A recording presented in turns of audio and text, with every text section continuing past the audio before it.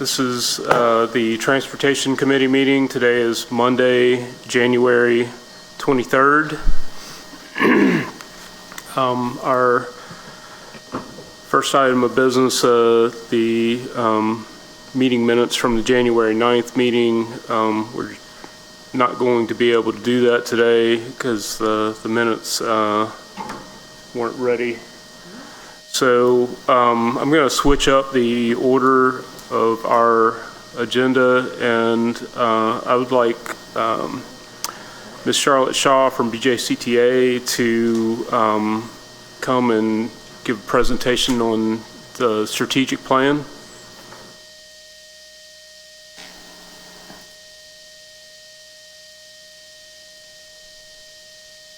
All righty, good afternoon.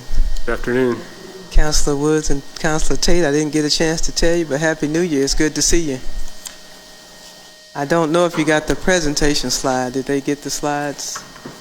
Are they going to go up on the screen? Yeah, give him a moment because Okay. he changed the order. Okay.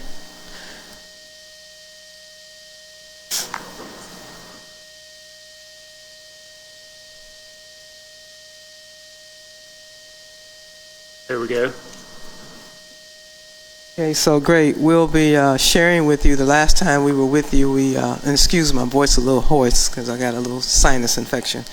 But last time we were with you, we talked to you about our ridership numbers and how we were doing and the new services that we started with VIA. And so the nighttime services from 7 to 11. So this time we wanted to share with you our strategic plan for a new fiscal year. We're in the second quarter of our fiscal year 23. And I thought it was important that we share with you the kinds of things that we're doing at BJCTA. So if we can start with the next slide. And that is a video. Is there a way to play that video on here? I don't know if you can hear it or not. Cody, can you play the video? Okay. Okay. Oh, so what we'll do is make sure you got a copy of the presentation.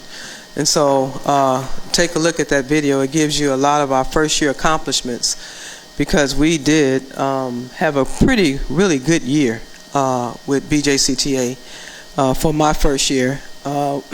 We increased the budget, the federal budget, by 22%. As you know, we won a lot of grants, and that was due to us going to Washington, D.C., knocking on doors and not taking no for an answer.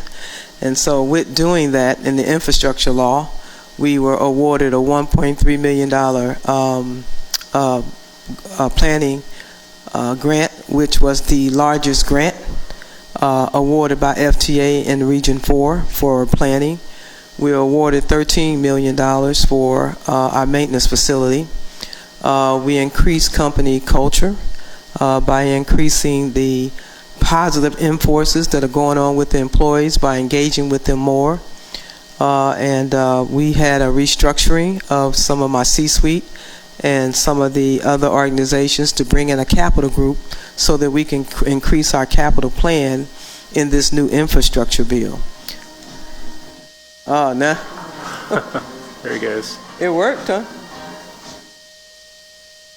But it's a great video that Sam and her marketing, my director of marketing, put together for the first year. So if you get a chance, look at that. And I won't go through this whole draft of this strategic plan, but what I wanted to show you is that we're working towards something. We're not just don't think of us anymore just as a bus company, because to be a good bus company now, to be a good transit company, you now have to have good technology. So you have to be innovative in how you go about getting data, go about managing data, and go about new innovative ways to provide public transportation. And so this is a plan that is going to show you. You can go to the next slide after this one. This is just my welcoming statement that I'll be giving. And this plan is active. It will be active in 6 to 7 weeks on our website. So it will be an interactive current plan that you can click on and download certain information. We'll have our capital budget as part of this plan that you can click on. So you'll be able to see our list of everything on our capital side that we're going to be working on, anywhere from a bus shelter to new purchases of buses to our new $40 million maintenance facility. And so all those, and you'll also see as part of that plan a master project schedule. So not only is this strategic plan to give you a roadmap on how we're going to work within our company, but it's also going to give you a potential master schedule plan to show you when we're going to do something. Because the worst thing for us to do is talk about what we're going to do and not measure that. And so this plan is to measure all those kinds of things in our KPIs, is to measure our company goals. And so we have a process that we went through, and that these steps in the next slide, this slide right here, you'll see the steps in the strategic plan process. So and this is still in draft mode, but you will see from this process how we went about the methodology we used to go about developing this plan. And so one of the things that I'm very good at because of my project management experience is to make sure that we go through the proper project management implementation phases: planning, implementation, executing, and closeout. And so because of that experience, I wanted to make sure that as a company we had a roadmap to get from point A to point Z. And so on the next slide, we develop our mission statement, our vision statement. Our mission is connecting people to places. Our vision is a growing contributor to the life quality of our community. And the reason we say life quality and not quality of life, because we can't control anybody's quality of life. But what we can control and what we can implement is life quality. We can put better services in place. We can make sure we're reliable. We can make sure we're predictable. We can make sure we have measures to measure these things that I'm telling you about today. And so that all engages the life quality of our community. And so our values, we have a term that we use, transit on the grow. So we wanted our values to be centered around our growth. And our growth, so the G is for great, the R is for respect, the O is for ownership, the W is for winning, and the T is for trust, and the H is for honor. So we want to be a reliable, good, socially responsible, physically responsible business that people are engaged with, that people trust, and it's because of our honesty, it's because of our winning attitude, and all these other things that you see on this acronym to show you what we're working at as a company. And so what are some of our company goals? And again, we're going to be in the next 6 weeks pressing all of this out. But believe it or not, we now have a 5-year plan. Before I became the CEO of BJCTA, they looked at their plan on an annual basis. Well, there's no way that you can develop a good company just by looking at it from year to year. We have to know where we've been in terms of our previous year, and we have to know where we're going in terms of the next 5 years, during my tenure. And so we put together a 5-year capital plan. We put together a 5-year operating budget.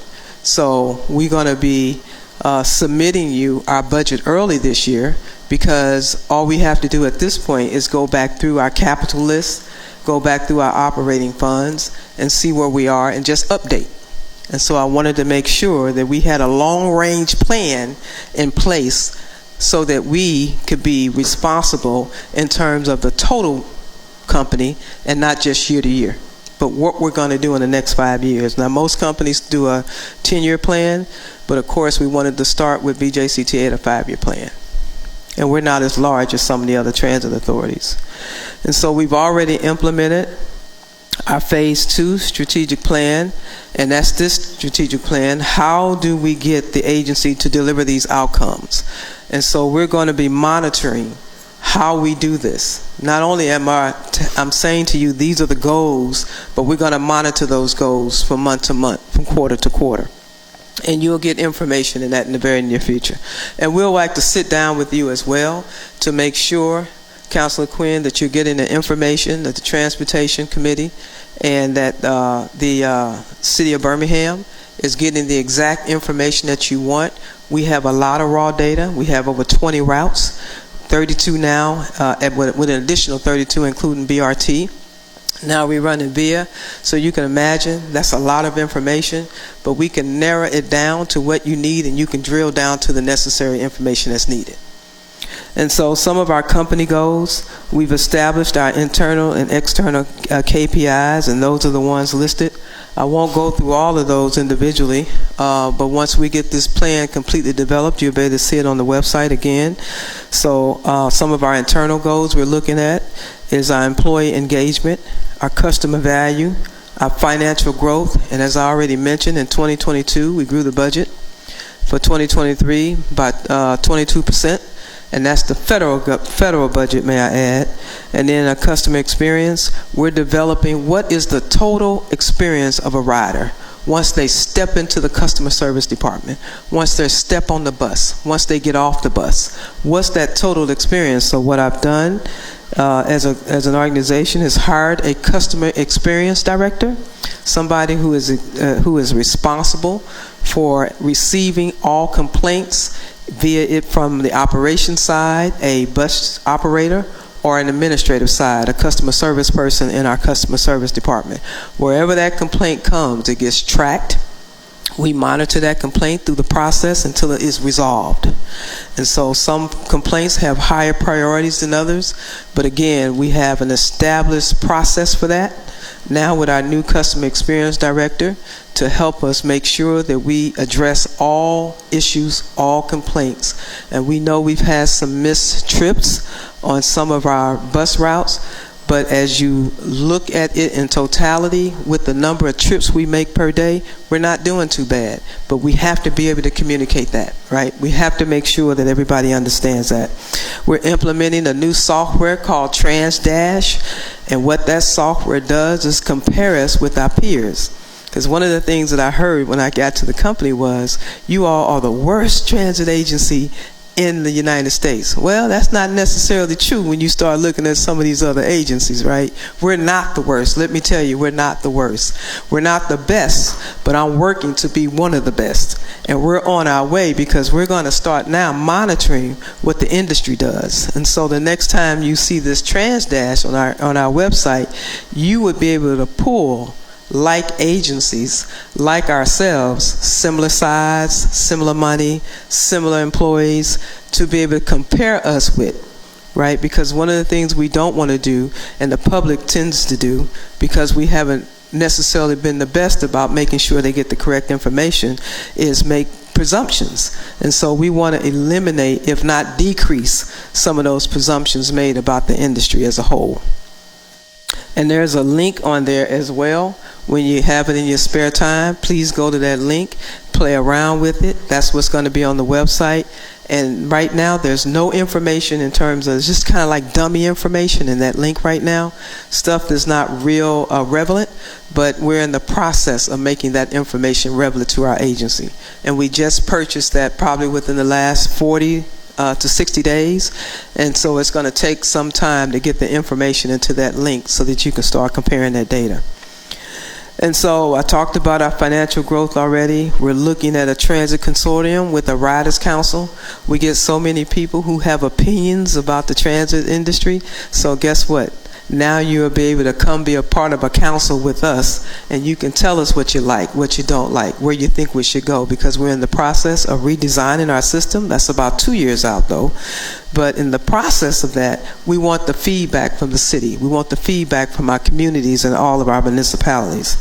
And we also, finally, we developed and implemented, we're in the process of implementing a 501(c), which is our Max Foundation, and that organization will be a nonprofit organization. It's an arm for us where we'll work with our employees with financial hardship, workforce development. Of course, we get workforce development money from the federal government with some of our grants. So we're going to move that money in a workforce development organization that concentrates on training and concentrate on making our operators and our employees better. For example, we're going to be moving to battery-operated buses, and so we have to now educate and move our employees to be able to work on battery-operated buses. So we'll have simulators in that center. We'll also have an organization or a piece of that organization that will work with our homeless community. Of course, just to move our homeless family out of our bus transit systems, that's not the answer, because just to move them means you're moving them someplace else where they do not get any help. And so we're working with other partners and other organizations and nonprofit organizations to help alleviate or help decrease that problem from our transit stations, which is where a lot of our homeless community tend to stay, because they can get air in the wintertime, in summertime, and they can get heat in the wintertime. And so to help them, we know we have to be part of the solution and not part of the problem. And also, we're working with some of our employees who are participating right now in a home ownership program, where we're working with other partners, like the City of Birmingham, for example, and Woodlawn Association, to help them with home ownership. So it's just not enough to be an organization where we center everything out and our customer value externally. We have to do the same thing internally to ensure that when our employees come to work, it's a good place for them to work. They feel good about where they work, and they can actually get the help, especially during this time. And so what are some of the KPIs we're going to be looking at? Well, as far as our scorecard that we'll be giving you, we'll be looking at employee engagement, customer value, financial growth, and customer experience. And that I won't go through all these slides, but it just gives you, information on where we're going and what we're doing. And then if you go to the next slide, this is what we do in-house internally to ensure that we're monitoring our milestones on a monthly basis. And we have task leaders who are responsible for those KPIs that I just mentioned to you. And it's part of their responsibility to ensure that we're meeting these requirements every month. So I get a report to see what our goals are and where we are. So I'm able to compare what we said we were going to do versus what we're doing. And so as you can see, we are instituting things. We're not, and I really want to get, the community and the public to see us more than just, because right now with infrastructure dollars, we're no longer just the bus transportation. We get to really get involved in policy making decisions. TOD is another strong arm for us, transit-oriented development. We're working with the City of Birmingham as part of a partner program for mixed-use housing, other P3 partners because of the federal funds that we were able to win. So your dollars are not just going to ridership. Your dollars are going to the implementation of these new systems. It's going to matching programs. It's going to operating. It's going to all these things that make us a whole organization. And so the best organizations that I found in transit are the ones who are using innovative and creative ways of doing business. And so that's what we're here to do. I hope to change the direction, and I hope I am changing the direction of the Transit Authority to work more in an innovative space. I'm going next month to look at autonomous vehicles. Yes, autonomous, driverless vehicles. And if there's a way for us to get it here in Birmingham, I'm going to find it. And I'm going to get it. And so, Councilor Quinn, I know you would love to see that, so I hope to bring one back with me. And just know that as we do increase to these innovative ways, then that does increase our financial budget. Any questions?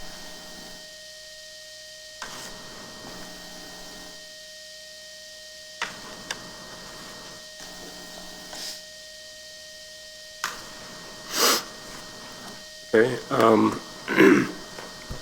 Yes, have any questions? Go ahead. Hey, Director Shaw, Happy New Year. Thank you, Councilor Tate. I'm very impressed Thank you.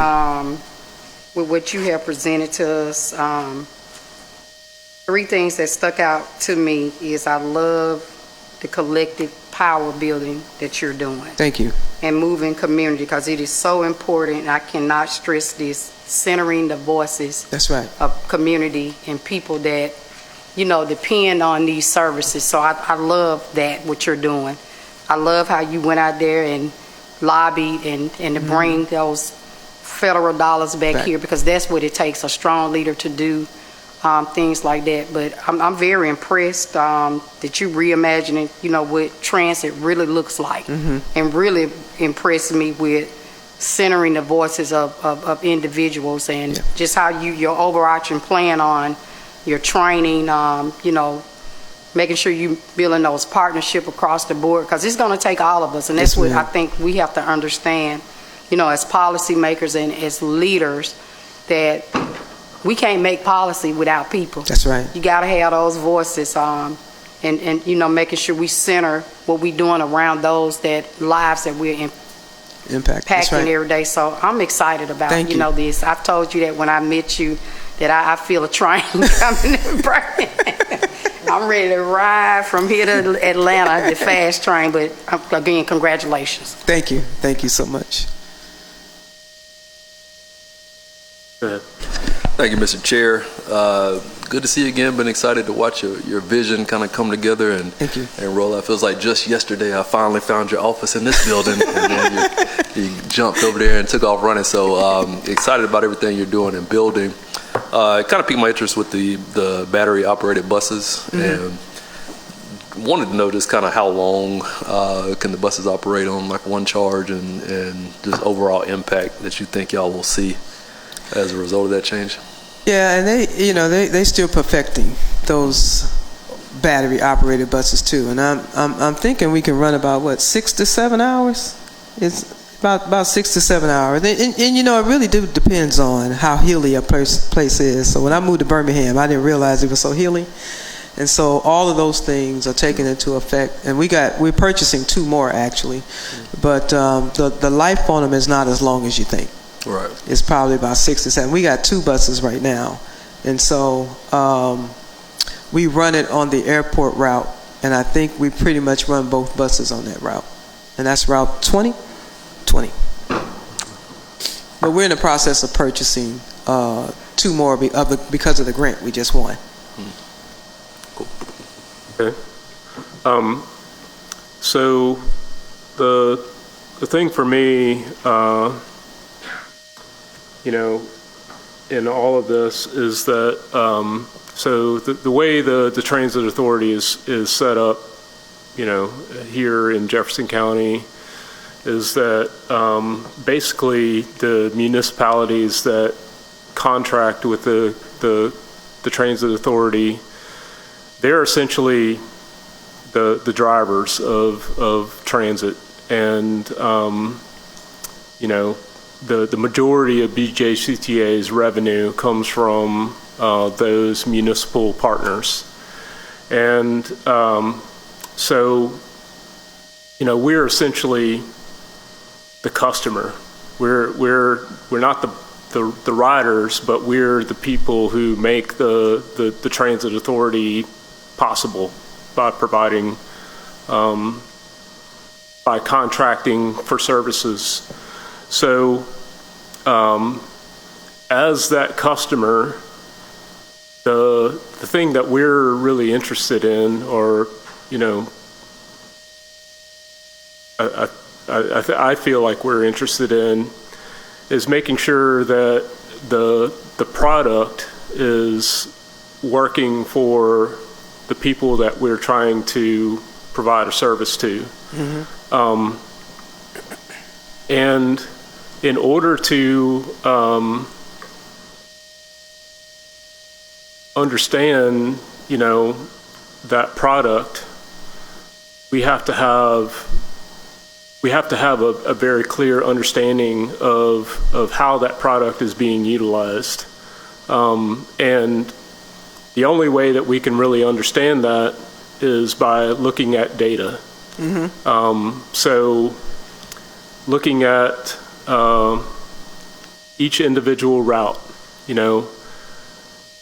where are people getting on that route, what time of day, what day of the week, and what is affecting ridership? Is it the headway? Is it the fare? Is it their customer service experience? All of those things are information that we need to understand what we need to tell the Transit Authority how we want our product designed. So from my perspective, I don't think that the city of Birmingham, I'm just going to be completely honest with you here, I don't think the city of Birmingham has ever been engaged enough to say exactly how we want public transportation delivered to our constituency. I feel like for a long time, there's it hasn't been a particular priority. There's lots of things going on in City Hall and lots of priorities. We want public transportation. So, leadership says, we want public transportation. Give me public transportation. Tell me how much it costs. Boom, done. End of story. And we haven't put in the time and the work to really say, what we want that public transportation to look like. And, what I'm really interested in is telling you, the Transit Authority, what service we, the city of Birmingham, wants. And essentially, that's going to be driven by how people are using public transportation. So the best place for us to start is by looking at the current system and understanding how the current system as it's been designed is being utilized. In the lead up to today's meeting, I've requested some additional data that's I don't feel reflected in the latest report. Again, we, or at least for my part, want to be more engaged and better defining what service we want BJCTA to deliver to the city of Birmingham. And, part of the way that we get to that point is by better understanding how it's being utilized. For example, we have a lot, several routes where our headways are well over 30 minutes. I'd say the vast majority are well over 30 minutes. We have the Magic City Connector that's on a 20 to 30 minute headway. We have the Birmingham Express that's on a 15-minute headway at certain times of day, and then 30 minutes the other part of the day. And then, the Route 31, the Highway 31 South, it can be on a 30-minute headway, but sometimes that route is on a 180-minute headway. That's an important measure, for us to look at. And personally, I think the headways are something that, we've got to work on. And, but again, we have a service agreement that we're going to be considering next. And, the reporting that's defined in that agreement, I feel, we need to have some conversation about whether or not, what we're asking for in that reporting is actually the full picture of the information that we need. I feel like it's not. I feel, that we need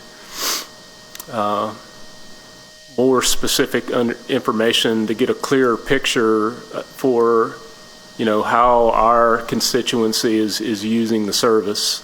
And again, the end goal of that being to better explain to you what we want, in terms of how we feel like the service should evolve towards for, because at the end of the day, what we're trying to do is provide transportation, and whether that looks like a BRT or a fixed route bus or on-demand microtransit or something else, to me, I don't really care, What I really care about is that people have ready access to transportation that's convenient and reliable, and that will be reflected in how many people are using it. So ultimately, that's what we're trying to get towards, and I'm really happy, to hear that you guys are getting out of the mindset of being a bus company. You should be a mobility company. That's the objective is to help people move around. Yeah, just a couple points, just based on a couple of things you said in terms of the data. We have all kinds of data. We have an Avail system, we have a scheduling system, we have a remix system, we have data, but the goal is not to inundate you with data, because data shows you what happened. We need to be before that data. We need to make the changes so that by the time you get the data, things are better. All right? So we've been looking at things in a vacuum. We got to change how we've been looking at transit. And I tell people all the time, take public off of transportation. Just call it transit, because right now I got to compete with Lyft. I have to compete with Uber. I have to compete with Via. I compete with all these different mobility companies. So now I can't even look at ourselves. We can't no longer look at ourselves as public transit. We have to be where the people are. And so one of the things, we are the experts in transit. We can help you with that information. You tell us what your goals are, and we'll help you get there. And as far as in terms of the city identifying that, I think what we have to do is realize the ridership, that's an old way of doing business now. People just don't look at ridership numbers, because the old days you would go where the riders were and you send the bus. Well, nowadays with economic development, with all these different central downtowns, all the different municipalities, you have to be so the people will come. So we have to now change how we've been viewing public transportation and say, okay, we're going to set up shop in these areas because we've looked at the demographics, we looked at what the Reliant customers need, we looked at all these different aspects and determined that this area is an area that needs public transportation or transportation, and the people will come. And so I think once we look at the old data and we give you the data, that's already old. We got to be proactive in what we give you, and that means we got to be proactive in our innovation, creativity around ridership, around the numbers, around where people are, around economic development. I can build a TOD, a mixed-use housing, and I'll probably get a bunch of people to ride the bus. But if I don't have anything over there, I'm not going to change behavior. So it's not just looking at the raw data. We got to make sure we're drawing the right conclusions, right? Because even workforce, we're down 80,000 drivers in the industry. So what does that mean for us? That means we now have to be creative on how we are utilizing our bus services. For example, micromobility. We started VIA from 7 to 11 so that we could curtail some of our services in the downtown area, and we also have BRT connections coming, so those fixed routes that used to work down the same BRT route will no longer go that route. But I could gain 5 bus drivers just by doing something different with Max Mobility and putting them in a fixed route. So it's not as clear as it may look. And people often believe that transit is a very simple subject, but it's not at all. It's a very complex subject. And so now we have to change attitudes around how public transportation has looked and gear toward these things in a proactive manner, so by the time you get the data, it's true based on the economy, based on all these other things that we haven't taken into consideration. And so we need the city's help to work with us to help determine those things. But we are the transit experts who now Max at one time, I don't know if they had the transit experience that they have today, but I can honestly tell you I've hired the people in with the transit experience. I myself come with a big background, a very large background in transit, and so now it's just about working with all of the municipalities, including the city of Birmingham, to see exactly what your goals are in terms of what you need to see, because we have the data. But it's got to be more than just the data, because by the time you get the data, honestly, Counselor, it's old. It's data that's based on something we've done, but we got to change how we do that so we can now give you data that's worth looking at. So I'm not as concerned about the old data as I am about making sure that we make good changes with VIA, with micro. We started our 2 max mobility vans. We're doing a pilot, and it's going to be on I forget the routes, the 12, the 18, and the 43, where we're going to replace those buses with max mobility. And guess what? I just gained 5 CDL drivers in a workforce shortage, where I can now add them to another route, like the 17 and 25, to make my headway better. Instead of my headway being 60 minutes or over 60 minutes, it's now 45. So each time I make an adjustment on the front end, it helps the data on the back end. Yeah, absolutely. Yeah, and I'm glad to hear that, because quite frankly, I think we're going to struggle in attracting ridership on any route where our headways are more than 30 minutes. Absolutely. Another thing that I'm looking at too is on some of these routes, part of the reason why the headway is so long is because the route is just really long, and some of our routes have over 100 stops. If you've got 100 stops, it's going to take a long time to run that route, and more than likely, I feel like some of those stops probably shouldn't exist. They shouldn't. We're looking at that too, a whole redesign. That will take over a 2-year period, but of course, you're right. Some of these routes haven't been changed in 30 or 40 years, and it amazed me when I first got to the company. I'm like, wait a minute, some of these routes have been around for 30 and 40 years. The demographics has changed. The city has changed. And so what BJCTA has to do, which is, is part of our strategic plan, is to be ahead of that now. We now need to look at where we've been, and we need to look at where we're going. And that's where we are. We're in that gap where we're changing all of those, or like the 17, for example, that used to be a long route. Well, in the BRT connection on March 6th, that route got cut in half, right? And so we went from what's the new route hours?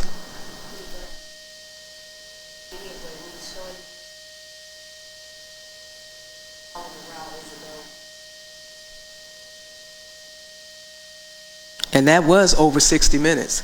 And so we're making those changes. And then there wouldn't be, and of course now those changes won't be reflected in the data. And that's what I'm saying. What is it that you and I maybe need to meet to say, okay, what is it that you need to see where we're going and not where we've been? And so, and those BRT connections don't start to March 6th. Of course, we have to do all this in phases, because one of the things, if you try to put too much on the public too soon, they won't grasp. And right now, we need them to understand and really get used to the BRT. After the BRT, then we'll get them used to max mobility. After max mobility, then we'll start putting the system together, and they can start working and planning their trips from the BRT to max mobility to fixed route, to Uber to Lyft. Those are all in our plans. But of course, again, that's where we're going, because we see what the city and the cities need, right, based on what transit companies do today and not what they did 20 years ago. Yeah. Well, at the end of the day, what I'm looking for is convenience and reliability. Yep. That's, to sum it up, convenience and reliability. And I think if you get those two things right, then, the ridership will come.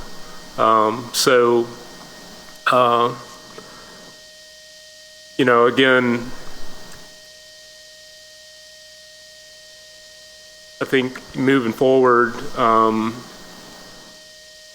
you know, I think there's some additional data points that we Okay. need to track Yeah. to get that, you know, to get a better picture of what that looks like. And, you know, I'll just say also that with the way the contracts have worked with the city over the past many years has been year to year, and that's a you know, somewhat necessary from our perspective, somewhat necessary because we don't know from year to year, you know, what our revenues are going to look Right. like. I mean, you know, in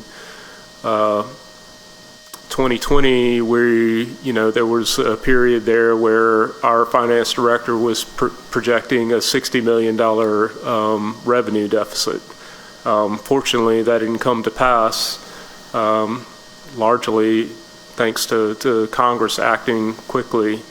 But, you know, that just to say that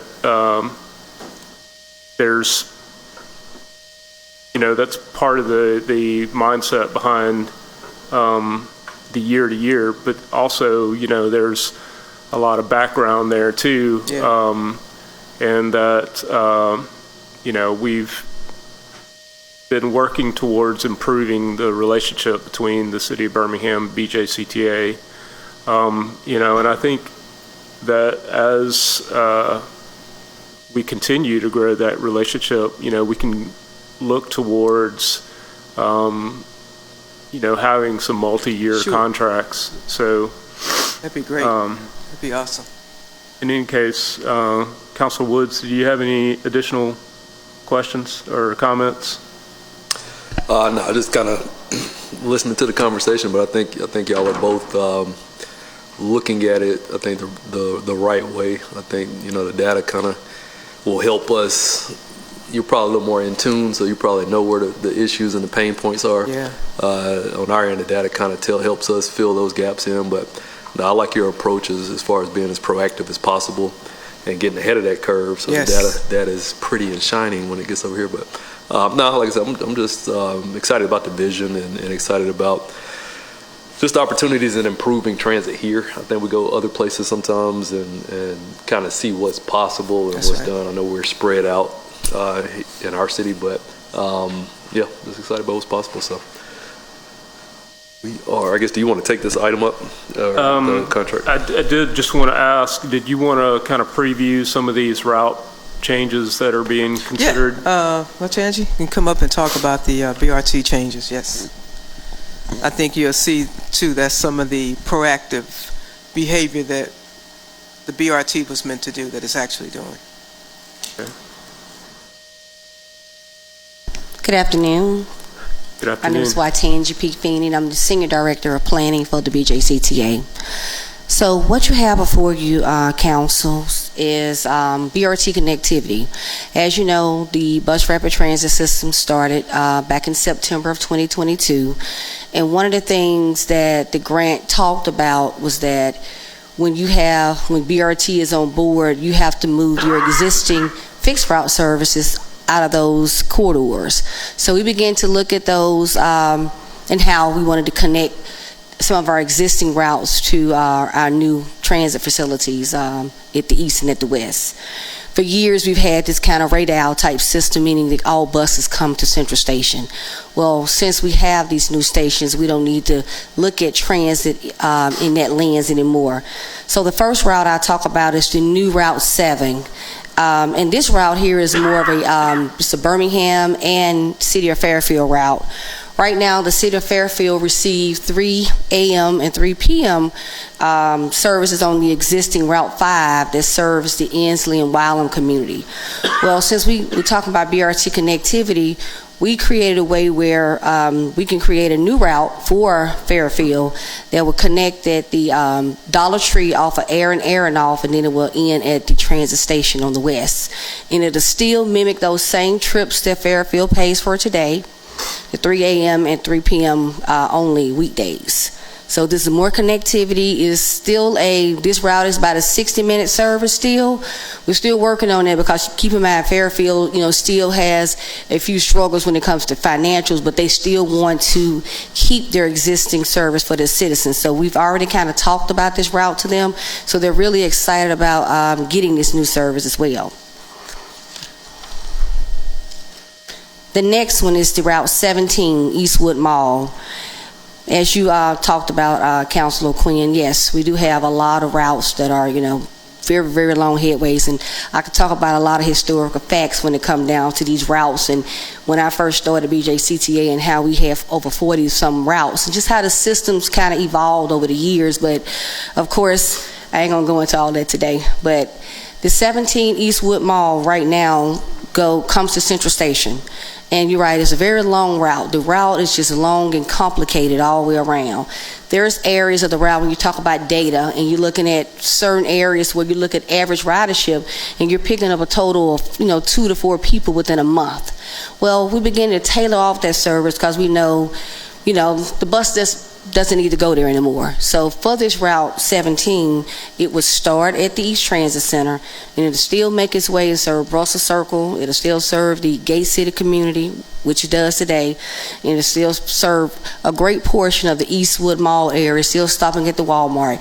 The only caveat to this route now is the Eastwood Festival would not receive service on this route. And that is because when we talk about ridership data, it's hardly any there. And you look at a lot of these places, connectivity, walkability, we got to get our people back into, seeing how they can, begin to walk the transit.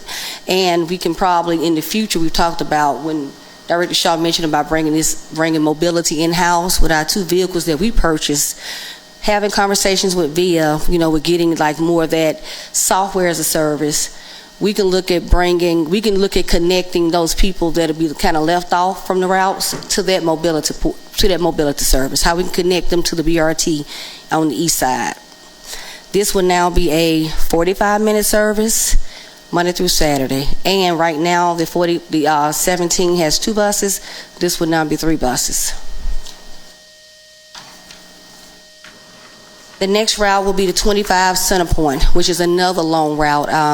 Back in 2019, BJCTA worked with the city of Birmingham, and there was a lot of things that took place. We did a lot of route eliminations, but also with eliminations, we did a lot of route modification and enhancements where a lot of neighborhoods kind of merged into one route. Before the cuts in 2019, we used to have a Route 28 Eastlake, and then of course we had the 25. Well, when the cuts took place back in 2019, now all of those neighborhoods are now forced to take 1 bus, and that's the 25. Very long because, as you know, it travels down from Central and down First Avenue. Whereas since we're taking these 17 from Central, we still need to service that part of Avondale because we have the workshop and all those places over on 3rd Avenue. Now that the BRT is traveling down First Avenue North, we don't need the 25 traveling in that same way. So now the 25 would take the place what the 17 currently does now from Central, still service Avondale, stop at the BRT East, but still continue its trip to Centerpoint.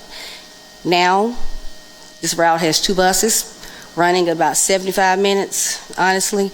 This will go down to 3 buses, Monday through Saturday, every 45 minutes. With connectivity. And the last route is the Route 48 South Powderly. Right now, this route comes to Central Station, but it travels down 6th Avenue South and 18th Street in the same corridor as the BRT. We'll still keep the end of this route. We serve South Powderly. We want to make sure that we're still servicing our underserved communities like your Cooper Green community back there. This route would now stop at the 6th Avenue South platform. That's 6th Avenue South and Goldwire.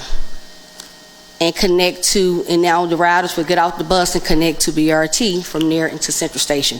So what we've done here is, now an individual can travel from one side of the town to the next, from the east to the west and from the west to the east, without really having to transfer from one bus to the next, because you have BRT and plus you have these connectivity routes that are there. This would still be a 60-minute service. Right now, it's about 70, 75 on a given day because the route, it does something different in the AM and it does something different in the PM as well. The last thing we added on these pages, and the Director Shaw wanted me to do this, was we looked at those routes like the 25 and the 17, and we looked at like some of the areas where the bus would no longer be traveling. And we worked with VIA, and they overlaid the existing east zone that the City of Birmingham is currently paying for. And what we noticed, especially on that Route 25, there's a lot that riders can do right now on this route, and they can connect to the existing VIA zone. So we got to have communications with VIA in the City of Birmingham, how we could communicate this better for these riders. And then on the 25, we would no longer be servicing the Eastern Health Clinic, but the existing expanded zone covers that.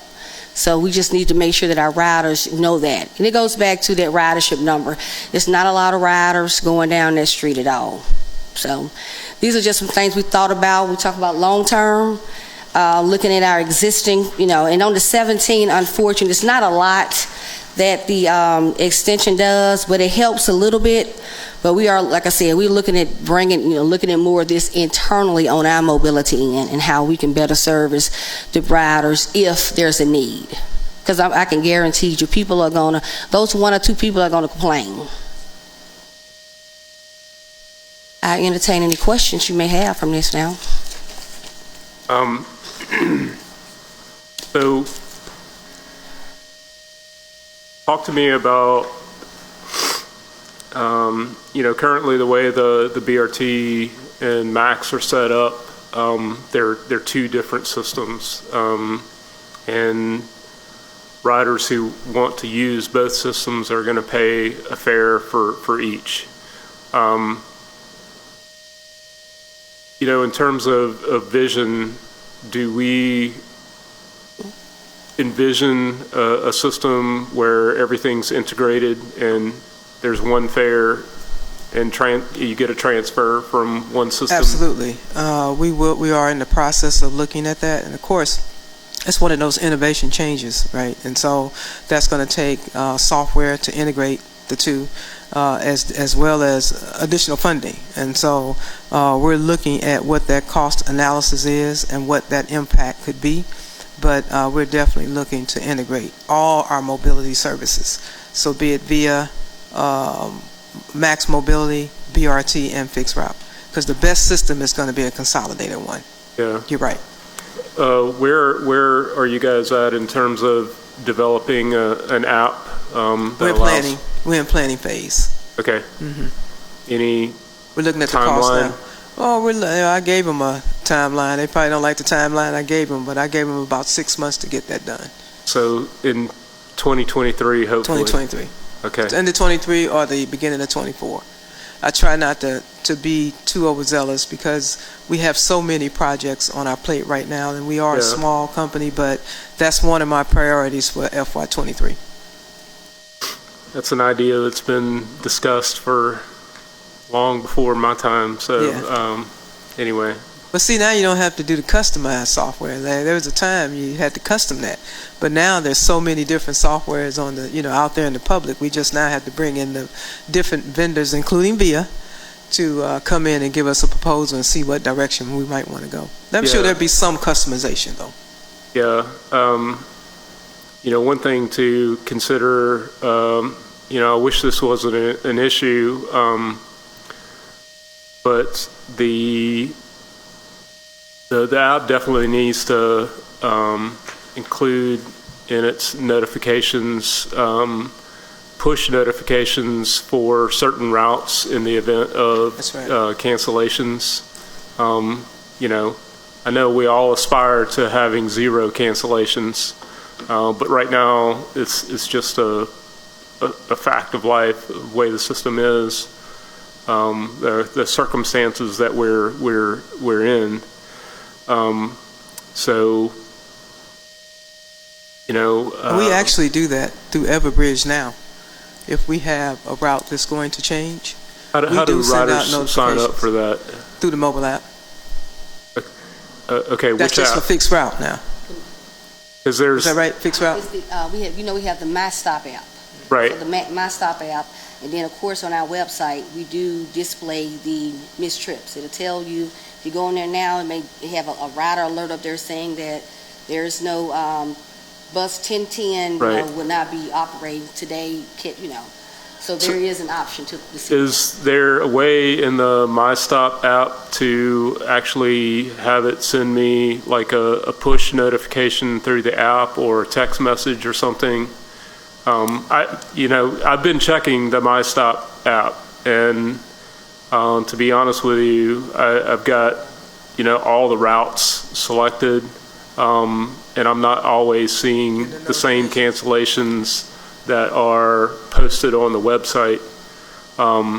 And, what I'm thinking is that if I'm a regular transit rider and say, for example, I ride the 17, I want to know well in advance of planning my trip, that there's an issue with the 17. I think that's an important part of the customer experience that needs to, be addressed. So, Definitely. There's no doubt we can, that software could be better. And that's what we're working on now in the planning phase, to integrate the software, to come up with the best system so we can do notifications too on all of our routes. And you won't have that problem where you get missed trips and you're not getting notified. okay. So that's one of the many projects that we have on our table to work on as well. Okay. All right. Thank you. And All also, I'd like to mention too that we are going on a media big marketing bliss, and Sam South, our Director of Marketing and Public Relations and Communications, we're in the process of really trying to pull in via the City of Birmingham and all these different partners, where we're actually going out to show riders. We're going on a 30-day engagement in the next couple of weeks with the public to show them how to use the different modes of the system, so it's going to be a lot of how-to videos, and we have a big marketing bliss plan for the next year. I've increased her budget so that we can engage in the public with these changes more, and how all these systems work together, like VIA, like Max Mobility, Fixed Route, and BRT. It's going to be a learning curve, and so Yeah. that's why we got to put the information in front of them. Yeah. Okay. Yes, sir. Thank you. I wanted to circle back up to the app. And so I'm not sure what all functionality will be included in that project, but just happens I was reading, can't remember if it's today or this morning or yesterday, but reading in a book, it kind of spoke about, believe it or not, some ways to kind of improve on public transport without like major investment in the actual infrastructure. And one of those things was having the ability to let people know like how far away a bus is, or where the bus is, and how long it'll take to get to this stop. And that kind of raises like customer satisfaction, because in thinking, if I could look at my app and see, this bus is 30 minutes away, I can kind of plan like, my trip to the bus stop around those things. And so just being able to, that would involve being able to track the buses and transfer that data. But I don't know if is that already in, or if that would add another 6 months to the project. But I think that's some real functionality that would have a major impact on. That's good. No, we're working on that as well in the planning phase, to include that type of information. Because what I like to really do is get away from schedules, right? Most effective, efficient transit agencies, they're getting away from schedules. They're not using those anymore. The key is to have the bus reliable and predictable within a 15 to 30-minute headway. So if you walk outside, you know a bus is coming, or you can look on your app and see that the bus is 5 minutes away. Like we do our BRT right now. You see that pylon, and you know how close the bus is based on that color changing in the pylon. Well, we like to put that pylon on your mobile app. So those are the kinds of things that it would notify you, and you will see, versus a schedule. Because schedules are outdated, and they outdated as soon as you publish them. Something changes, and we want to be able to be creative with the system and change it. And so the best way to do that is to be able to communicate through the phone, through the mobile app. And just to piggyback, Council Woods, the thing is, like what Director Shaw stated, we need to just integrate all our systems into one. Because we do have a My Express app, so we have a My Stop app. So we just got to integrate them all into one, which is one-stop shop. We do have the trip planning. We do work with Google Transit, where we give them all of our GTSL feeds, and when you do a trip plan, it'll tell you where you are and say, hey, the next routes 1 and 3, what time they come, and you can walk 10.5 miles to get to the next, this bus stop. So the capability is there. It's just that we got to teach our riders, where it is and how to access it. A lot of them are really, transit savvy, but a lot of them are not. So it's all about teaching, and like Director Shaw mentioned about this marketing, it's going to be key, to really teaching, re-engaging our riders into how to really access our transit system. And just a hint, you might see the budget go up because of some of these innovations, right? These innovations cost additional funding, and so just to, kind of give you a little notice that some of these innovations you'll see in the additional fee funding required for FY24. All right. Okay. Well, thank you for the presentation. Yeah. We're going to now move on to item 3, the Public Transportation Services Agreement between BJCTA and the City of Birmingham. I felt it was important to, have Director Shaw, tell us about strategic plan and some of the changes coming up in relation, before considering the services agreement. Let me just back up and say that,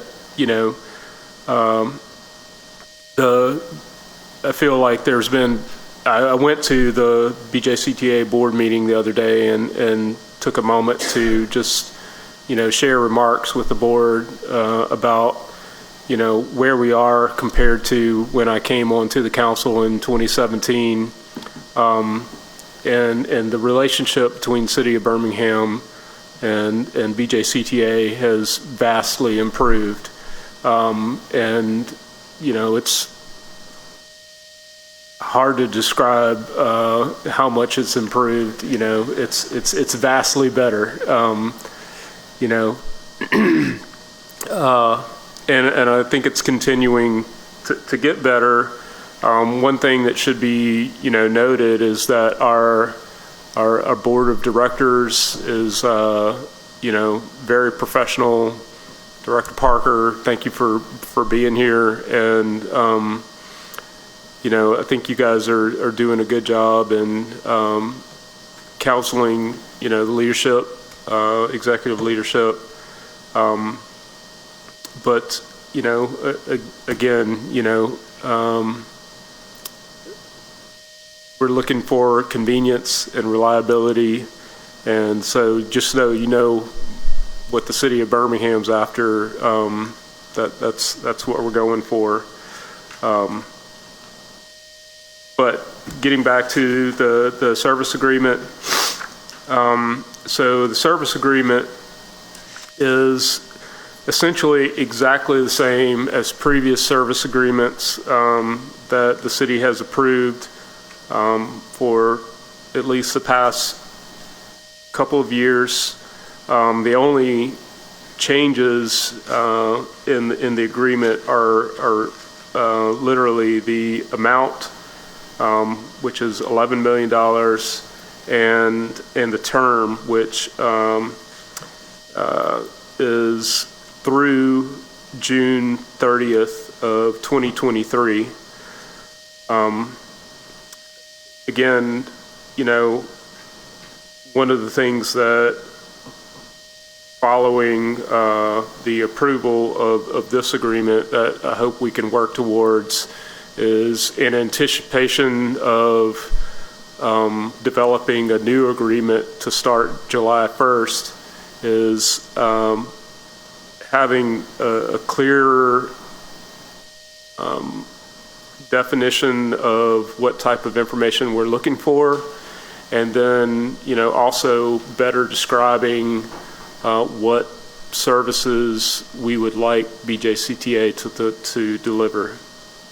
So, Councilor Woods, do you have any questions about the agreement specifically?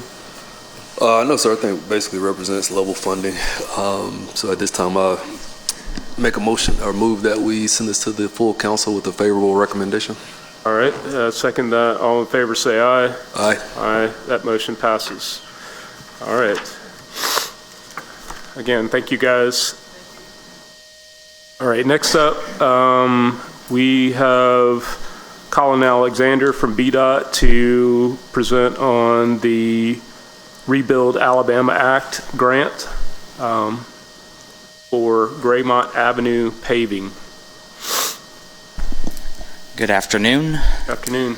Colin Alexander. I serve as planner with the Birmingham Department of Transportation. What's before you is a resolution to go after another grant opportunity. This time we're going after a Rebuild Alabama annual grant. This is a state grant operated by ALDOT. A lot of the previous successful applications have been paving projects. This is a $250,000 grant. No local match. So we began looking at long segments of streets, projects that we want to get done, but for various reasons don't quite make sense to include in our larger local packages. And one of the ones that jumped out was Graymont Avenue between 15th Street West and Arkadelphia. Part of the reason that we looked at that is that of the 9 council districts, looking at what's covered in the $12 million local package that we're working on, District 8 actually has the least amount of dollar investments. So this seemed like a good equitable investment across council districts. The grant will not cover the full cost of the project. So like I said, there's no local match, but the estimated cost of the project is about $600,000. So this would cover about half of that, and then we will be able to fund that through our local resurfacing funds to cover the rest of the project. All right. And so the other part of Graymont from, I guess, Center Street going back towards town was actually, that was a repaving project that got it done a couple of years ago, I believe. There is one section that's still pretty in rough shape between Center Street and Arkadelphia. Oh yeah, definitely. That section does, we are aware that needs to be resurfaced. We're looking at that, especially as we plan towards our next packages. But in looking at how much money did we want to put in locally versus how much we were going to get from the grant, we thought keeping it in the Bush Hills neighborhood and targeting that section to start with as a first phase of resurfacing Graymont was the appropriate choice. But you're saying that the repaving that's being proposed here is from Arkadelphia to 15th Street West, so going West. Back towards Bush Boulevard. Towards Bush, okay, all right. So that whole section is in pretty rough condition, just like the Arkadelphia to Center Street portion is. But at this point, we felt that was, given costs, that was the appropriate first step to take for resurfacing Graymont. Okay. So no local match. This is just a resolution authorizing the mayor to apply for those grant dollars. And to receive the funds, yes, sir. Yes, okay. All right. Councilor Woods, I'll make a motion that we recommend this to the full council for consideration. Yeah, I just want to ask real quick. Sure. This is this strictly paving, or does this get into what you have illustrated on? So this will cover what our typical resurfacing projects will cover. So it will include ADA curb ramps where needed. It will include, if there's some significant sidewalk damage, we'll repair that. It will include installing VDS technology at signalized intersections to replace loops. It's identified as a complete street corridor, so there'll be some bike lane striping that we'll be working on as part of this resurfacing package. So there is a little more than just strictly resurfacing, but it fits in line with what our resurfacing packages have been recently. Okay. But I guess this will be enough money to do this? So the $250,000 is covering about half of the estimated cost. So it's a $600,000 project. So there's no local match, but we are going to have to find the rest of the money to do the project, which we have in our repaving accounts. So we've identified the money that we will need if we were awarded this grant to move forward. All right. I move to send this to the full council with the favorable recommendation. All right, second, all in favor say aye. Aye. Aye. That motion passes. Thank Go you. Get some more money, Colin. Okay, next up, we have Christina Argo with BDOT to talk about RAISE grant application. And we've got 15 minutes to get out of here. 15 minutes, okay. Hi, everybody. Christina Argo, Strategic Projects and Innovation with the Department of Transportation. We're excited to come and present this executive summary of our RAISE grant application.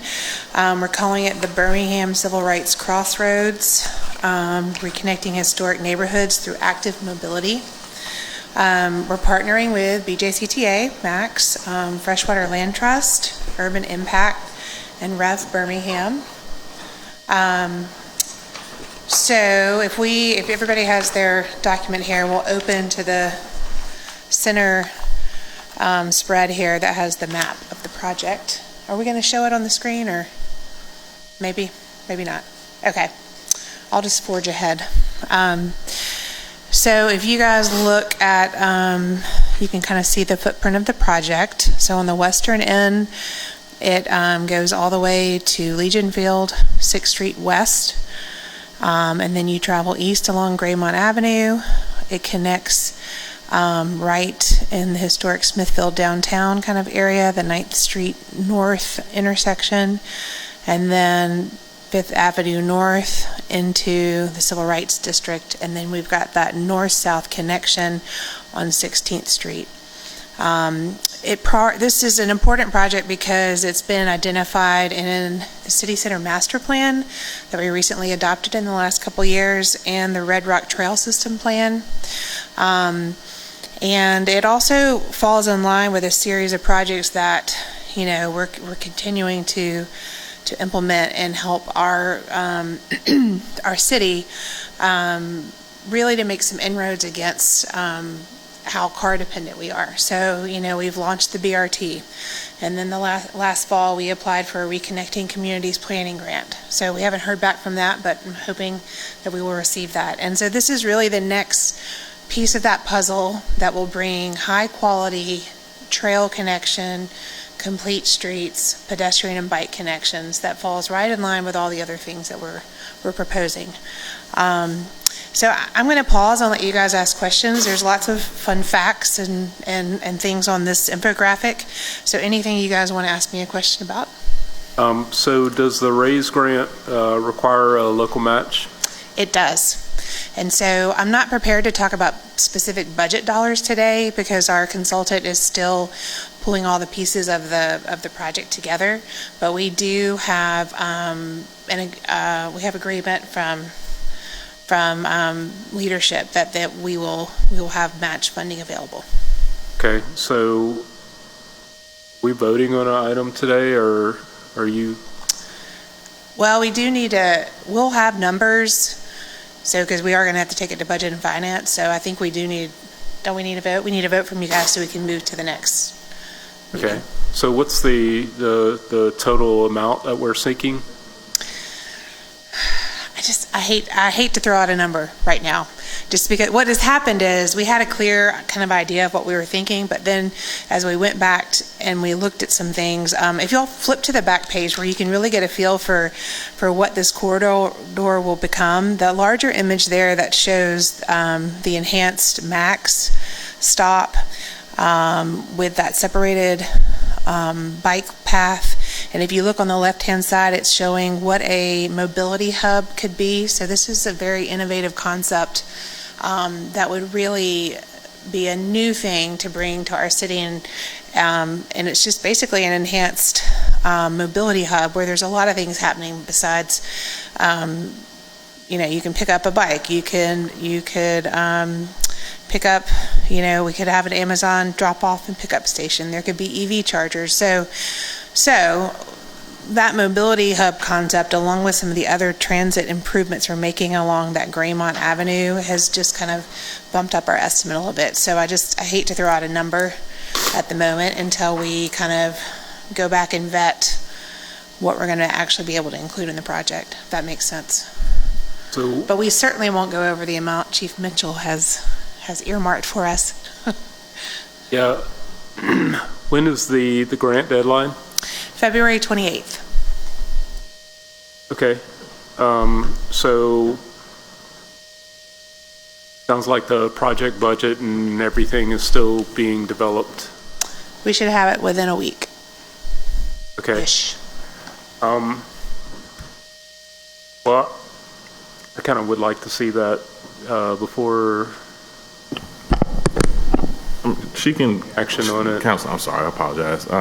Once they compile the numbers, it's no problem with you to get any type of update from Ms. Argo. It's no problem. Okay, but we have another transportation committee meeting. When's the next meeting?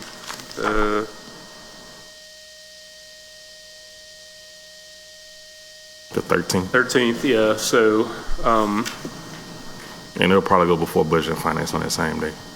okay. Yeah, I would just recommend that we take it up then. But, it sounds like a good project. Would it incorporate the 16th Street Apple project as envisioned? Yes. So that Apple study that we completed recently really helped us determine and define what that corridor could be, and it also provided some kind of preliminary estimates on costs that will help us as we're putting this whole package together. So the other thing, so Apple study helped us with the 16th Street, and then the east-west corridor was part of the Red Rock action plan, which also had engineering costs associated with it. So we had a good baseline to start with, but we've just added in some additional transit elements that's the reason why I don't have the numbers today. They're still, our consultant's still working on that. Okay. Yeah. I know Volkert did the Apple study. Are they also working on this larger project? The consultant who is helping us on the application is Alta. Okay, all right. Good deal. All right, yeah, so we'll take it up again on the 13th, and hopefully you guys will have a better picture of what the application is going to look like. Can I share those numbers as soon as I get them? So, I'll share the budget numbers as soon as I Okay. get them. Yeah, Council, even if you feel comfortable, if we share it beforehand, we still want to get it before the Budget and Finance Committee on 13th so we can make the deadline. Okay, yeah, absolutely. Okay, thank you. All right. Great. All right, thank you, everyone. Do we have any new or old business to discuss? All right. Motion to adjourn? Second, all in favor say aye.